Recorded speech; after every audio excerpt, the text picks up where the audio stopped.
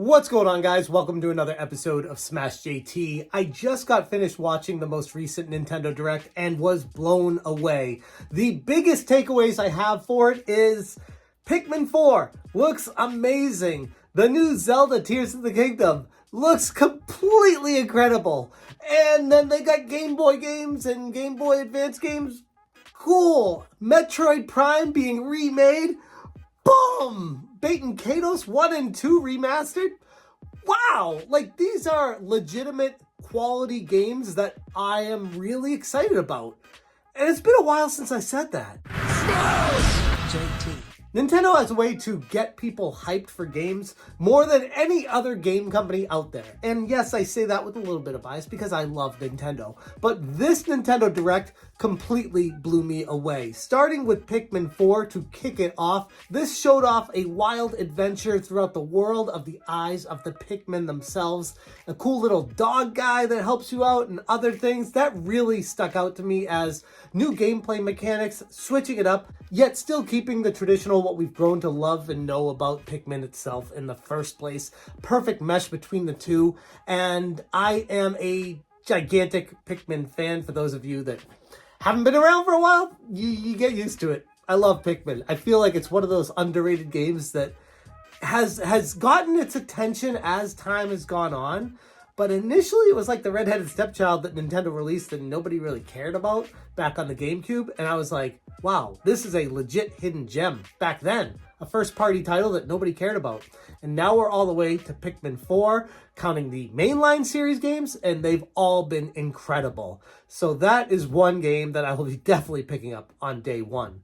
Moving on to the next big takeaway from this. Game Boy and Game Boy Advance games. Cool. I mean, that's awesome. At least I don't have to bring my Game Boy everywhere. Not that I did anyway. I have them all on my Steam Deck, so it was exciting. But at the same time, I'm like, whatever. It was a cool feature to be able to play multiplayer with those games between Switches.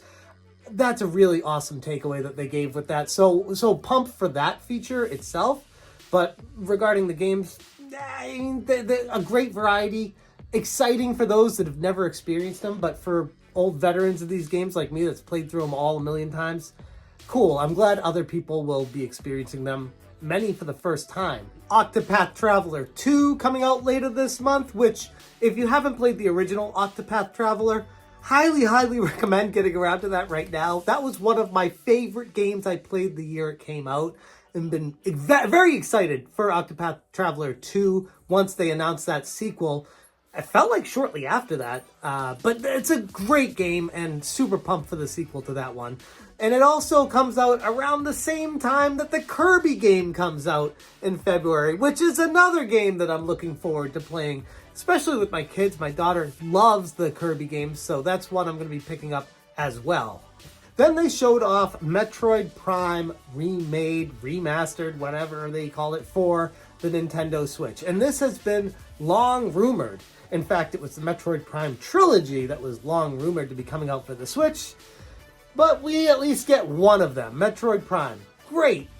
Again, that's one of those for me. I'm like, I've already played the first one so many times that I don't know. I don't know if I'm going to have the time to get to it again. Maybe I'll pick it up on discount down the road. Maybe I'll pick it up day one if I'm really feeling that itch. But right when I saw it, I was like, that's awesome. I'm glad that they're bringing it back for people to be able to enjoy the original Metroid Prime game that was really ahead of its time back when it came out on the GameCube. And now it's coming again for the Nintendo Switch while we wait what seems like forever for Metroid Prime 4. Any news, any updates, any screenshots, any video, moving pictures of Metroid Prime 4? No mention of it whatsoever, and it hasn't been completely canceled.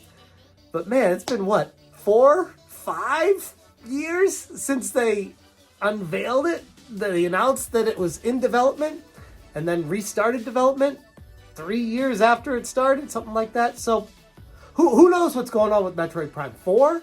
But I'm glad that there are people that will be able to experience the first one for the first time.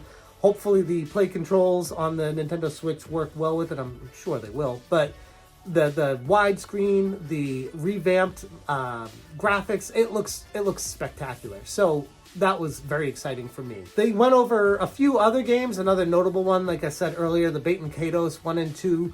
Those were really fun card games, card RPG, action adventure, really thinking quickly on your feet with those games. They were fun for what they were. I feel like time has warped people's mind with those, like making them think like they're better games than they were. I don't know. I feel like they were very good games back in the day, and I enjoyed them for what they were. I don't know if I'm going to be revisiting those, but I was excited to see them at least be working on that and coming out with those, because they're worth playing at least once, and I enjoyed my time with them, so I'm sure people will love them on the Switch. And one of the common threads throughout this entire Nintendo Direct, outside of Pikmin 4 and Zelda Tears of the Kingdom, was most of these games are remasters, remakes, or just plain old re-releases that nothing was done for on them. And it's kind of feeling like, I don't want to say Nintendo mailing it in, but it feels like this is what happens towards the end of the console life cycle. And when dev is being focused on potentially a new system, a new console coming out, this is what typically starts to happen. And it's funny because while I was watching this, that's exactly what I was thinking. But then I saw on Twitter an article from Video Games Chronicle that said Nintendo says it's not planning Switch price cuts, and its console business enters uncharted territory. And the article alludes to how Nintendo is not currently planning a Switch 2 to come out anytime soon. It's just talking about how the Switch is here to stay for a while, so get used to it. But when I read that, and then I see what they did in the Nintendo Direct, I wonder how far they can go with that without coming out with an enhanced console with better graphics, better GPU, CPU, better everything, less stick drift, lots of improvements for the Nintendo Switch that hopefully is backwards compatible to the Nintendo Switch with the Switch 2, because that's quite the install base to leave in the dust if they're not going to do that. But there's a lot of options for Nintendo moving forward, and a lot of their focus right now seems to be on other things than the games. Again, outside of Pikmin 4 and Zelda Tears of the Kingdom, those look like they took quite a bit of development time. And then we finally get to Legend of Zelda Tears of the Kingdom that totally shot this Direct into the stratosphere. This was an epic trailer showing off brand new moves, weapons, vehicles, levels, areas, everything you could have ever hoped for. The sky area. I mean, I brought my son in, we watched it together, and we were like, literally, both of us were like tearing up like, oh my god, this looks amazing. And I know I'm like an old man compared to him, and I'm still like screaming like a little kid, but I feel like that's a good thing. You don't ever want to lose that in your life. Zelda Tears of the Kingdom got announced, and it's coming out May 2023, so just a few days after my son's birthday. I know what we're going to be playing together on that, and super pumped for that. So overall, it was a very good Nintendo Direct. I enjoyed it thoroughly. I feel like there was something for everyone as it went on. I was like, okay, yeah, I'm not really into that, but I could see people who are, or have played that game before, and I'm glad other people will be able to experience it for the first time, or some games that I want to play again. So it had something for everyone, and it was a long time coming, answered a lot of questions, put a lot of concerns at bay for the time being. Still no Silksong, Hollow Knight Silksong, which has seemingly entered development hell. I don't know. I don't know what's going to come out first, Silksong or Metroid Prime 4 at this rate. It's crazy how those games were so hyped, people were so excited for them, and then we don't hear anything about them after their announcement for years. For years. Like, it's wild how some things just kind of fall when it comes to game development.